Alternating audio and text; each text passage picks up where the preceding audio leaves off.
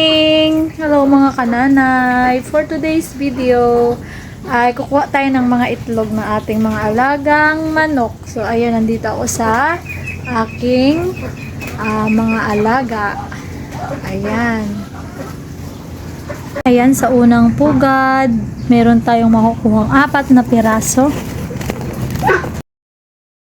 Ito na nga mga kananay, ang lagay ng ating mga itlog ngayong araw na ito at lahat nga ng ating pugad ay meron na ngang laman. Yung mga nakaraang araw mga kananay, halos nagbantay nga ako sa mga alaga ko at halos ito nga mga pugad na ito ay walang laman. Kaya ngayon ay sobrang tuwa ko nga dahil may mga laman na nga itong mga pugad. Kaya tayo ay mag-harvest ngayon mga kananay. Hindi ko na nga iisipin na sila'y mababasa pa dahil okay naman ang kanilang mga sitwasyon dito sa bago nilang pwesto. Buti nga't nagmadali ako sa pagpapagawa ng aking bagong kulungan para sa aking mga alaga.